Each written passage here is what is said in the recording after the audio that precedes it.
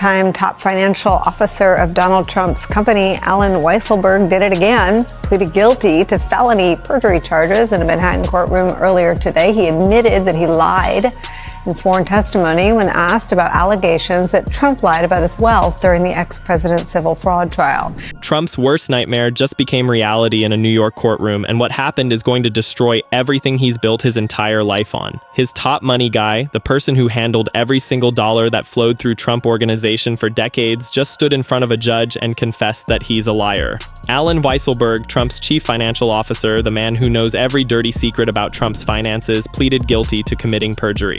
And what he lied about is absolutely devastating. He lied about how rich Trump actually is. He lied to make Trump look wealthier than reality.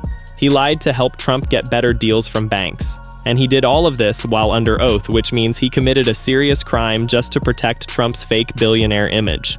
But real quick, before we get into this, let's be honest. You can't really trust mainstream media anymore. That's why we built National Brief Network, to bring you real stories, real context, and no corporate spin. If you want to stay ahead of the headlines, please subscribe, because you might think you are but aren't. Your subscription actually matters here. Alright, let's get into what actually happened, because this is absolutely wild. Weiselberg walked into Manhattan courtroom knowing he's about to go to prison, knowing he's about to confess to felony, knowing his life as Trump's loyal servant is over, and he did it anyway. Stood there and told judge, yes, I lied when I was on witness stand. Yes, I committed perjury. Yes, I falsified information about Trump's wealth. And judge sentenced him to 5 months behind bars. That's 5 months in actual prison because he couldn't tell the truth about how much money Trump really has. Share this video with everyone you know, because here's what makes this absolutely catastrophic for Trump. Weiselberg isn't going to prison because he stole money or because he cheated on his own taxes, although he did that too, and already served time for it. No, this time he's going to prison specifically because he lied to protect Trump's reputation. He saw prosecutors asking questions about Trump's asset values. He knew the real numbers. He knew Trump was inflating everything to look richer. And instead of telling truth, he lied, made up stories, gave false testimony, all to keep Trump's billionaire fantasy alive. Now think about what that means for Trump himself. If your most trusted financial advisor is willing to go to prison rather than tell the truth about your wealth, what does that say about you? If the person who prepared all your financial documents, who filed all your tax returns, who handled all your business deals, that person gets convicted of lying about your money, then what's the obvious conclusion? Either Trump didn't know his own CFO was lying, which would make him incredibly incompetent, or Trump knew exactly what Weiselberg was doing and encouraged it, which would make him a criminal. And here's where this gets really interesting. Weiselberg has now been convicted twice. First time was tax fraud. He cooked the books, didn't pay taxes he owed, got caught, went to Rikers Island for 3 months. Now he's going back for perjury. So in span of just couple years, Trump's top money guy has been found guilty of 2 separate felonies, both directly related to his work for Trump Organization, both involving lying or cheating about finances. At what point do we stop pretending this is just one bad employee and start recognizing this is how Trump's entire operation functions? Think about what that means. Let me explain what Weiselberg actually confessed to, because the specifics matter here. He admitted he lied about Trump's property values. You know how Trump always brags about owning most valuable real estate in world, how Mar-a-Lago is worth $1 billion, how his buildings are worth hundreds of millions, how he's one of richest people on planet? Well, according to Weiselberg's guilty plea, a lot of that is fiction. Trump's organization would take property that's actually worth maybe $75 million and claim on paper it's worth $400 million. They'd do this when applying for loans so banks would give them better interest rates. They'd do it when getting insurance so they'd pay lower premiums. They'd do it constantly, systematically, as standard business practice. And when New York Attorney General started investigating this fraud, when they brought Trump to trial, when they put Weiselberg on witness stand and asked him about these inflated values, he lied. Under oath. With hand on Bible. Swore to tell truth, then immediately started lying. Said the valuations were accurate, said the financial statements were honest, said everything was legitimate, all lies. And now he's admitted it. Confessed in open court that he perjured himself to protect Trump's fake wealth story. Make sure you're subscribed to National Brief Network because here's what prosecutors are realizing. If Weiselberg was lying under oath about Trump's finances, and we know for a fact he was because he just pleaded guilty to it, then what about Trump's own testimony? Trump has given sworn testimony in dozens of cases over the years, depositions, trials, investigations, and in almost every single one, he makes claims about his wealth, his business deals, his knowledge of various transactions. Are those claims true? Or is Trump doing exactly what Weiselberg did, lying under oath to protect his image? Legal experts have started going through Trump's testimony history, and what they're finding is alarming. There are dozens of instances where Trump's sworn statements don't match documentary evidence, where he claims property is worth X amount, but independent appraisers say it's worth fraction of that, where he swears he didn't know about certain deals, but emails show he was directly involved, where he contradicts his own previous testimony.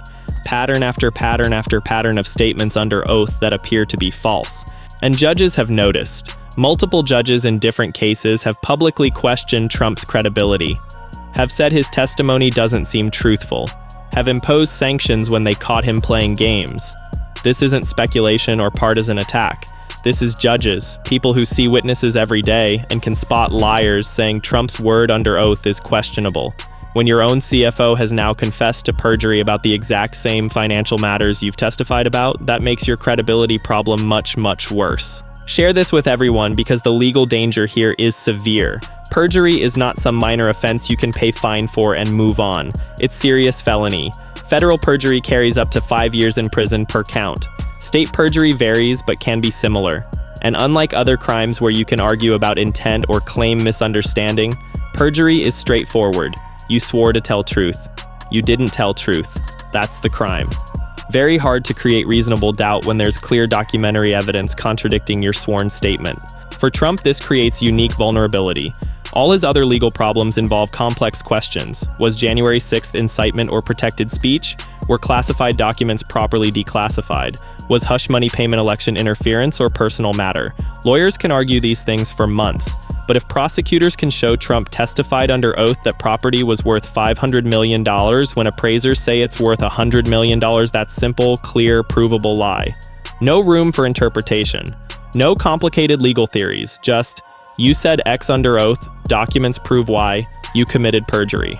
And prosecutors now have roadmap for how to prove it. Weiselberg's guilty plea establishes that lying about Trump's asset values was happening, establishes that financial statements were deliberately inflated, establishes that people in organization knew they were lying. Now they just need to connect Trump directly to that lying, show he knew values were inflated, show he testified falsely about them anyway, show he committed same crime his CFO just pleaded guilty to. Think about what that means. The evidence is sitting there waiting. Decades of Trump's sworn testimony, depositions where he claimed extraordinary wealth, trials where he vouched for accuracy of financial statements, investigations where he denied knowledge of fraudulent practices, all of it on record, all of it potentially provable as false using same documentary evidence that convicted Weiselberg. Question is whether prosecutors will pursue it, whether they'll charge sitting or former president with perjury based on his testimony about his wealth. But foundation is absolutely there, and it's getting stronger every day. Weiselberg's confession proves the lying was systematic, proves it was designed to inflate Trump's image, proves people in organization were willing to commit crimes to maintain the fiction. That creates presumption that Trump, as head of organization, either knew about the lying or should have known. Either he was directing it, which makes him criminal, or he was oblivious to massive fraud happening in his own company, which makes him incompetent. Neither option is good. Now let me talk about what this means for Trump's brand, because that's really what's at stake here. Trump's entire public persona is built on being incredibly wealthy, successful businessman, the billionaire, the guy who wrote Art of the Deal, the person who can afford gold-plated everything. That image is foundation of his political career. Voters supported him because they believed he was so rich he couldn't be bought. So successful he knew how to run things. So business savvy he'd bring that expertise to government. But what if it's all lies? What if the wealth is grossly exaggerated? What if the success is fabricated? What if the business acumen is fiction? That's what Weiselberg's perjury plea suggests. That Trump's financial empire is built on systematic lying about asset values. That the whole billionaire image is constructed through fraud. That nothing about Trump's claimed wealth can be trusted because the people who manage that wealth have now been convicted of lying about it. For Trump's supporters, this should be devastating revelation. You were sold a bill of goods. The successful businessman you voted for might be financial fraud. The billionaire who claimed he was too rich to be corrupted might have been lying about being billionaire. The straight talker who promised to drain swamp might run organization where lying under oath was standard operating procedure. How do you maintain faith in someone when their most trusted advisor confesses to committing crimes to protect their lies? And the political implications are massive. Trump's legal problems were already severe. 34 felony convictions in New York, multiple indictments in other jurisdictions, hundreds of millions in civil judgments. But credibility problem might be worse than all of that. Because if prosecutors can show Trump lied under oath, if they can prove perjury, that destroys any defense he might have in other cases. How do you believe anything he says when he's established pattern of lying whenever under oath? Think about what that means. Every time Trump testifies going forward, opposing lawyers will bring up Weiselberg. We'll say your CFO pleaded guilty to lying about these exact same financial matters. We'll ask how we can trust anything you say when your organization's culture was built on perjury. We'll undermine every word that comes out of Trump's mouth by pointing to convicted liar who worked for him for decades. That's devastating in legal proceedings. Credibility is everything. Witness with no credibility has no value. The timing makes this even worse. Weiselberg pleaded guilty just weeks before Trump faces another criminal trial. Manhattan DA has case about falsified business records ready to go, and now prosecutors can point to Weiselberg's confession as evidence of broader pattern. Can argue that Trump organization systematically lied about financial matters, that falsifying records was normal practice, that culture of fraud came from top. All of that strengthens their case against Trump.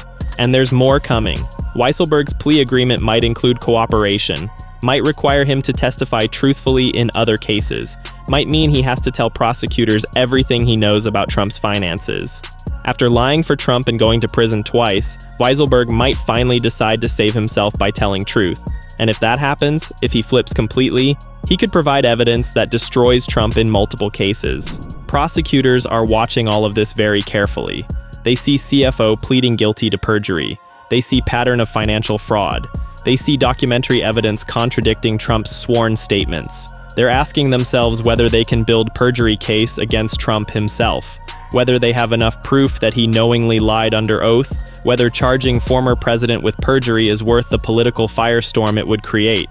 But the evidence keeps piling up. Every time they look at Trump's testimony history, they find more discrepancies, more statements that don't match documents, more claims that appear false. And now they have Weiselberg's guilty plea as proof that lying about these matters was intentional strategy.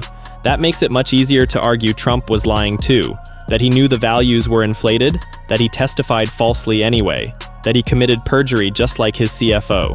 The culture of lying that's been exposed is shocking. This wasn't one employee making mistake. This was systematic deception at highest levels of organization. CFO lying under oath, financial statements deliberately falsified, asset values inflated by hundreds of millions of dollars, all designed to make Trump look richer than he was, all maintained through perjury when questioned. That's not normal business practice. That's criminal enterprise. And it all traces back to Trump. He created this culture, he benefited from these lies, he built his brand on fraudulent wealth claims. His organization operated this way because that's what he demanded. That's what he rewarded. That's what he expected from people who worked for him. Be loyal, protect the image, lie if you have to. And now those lies are being exposed in courtrooms across New York. The perjury cloud hanging over Trump isn't going away. It's getting darker as more evidence emerges, as more associates get convicted, as more lies get exposed. Prosecutors have everything they need to pursue charges.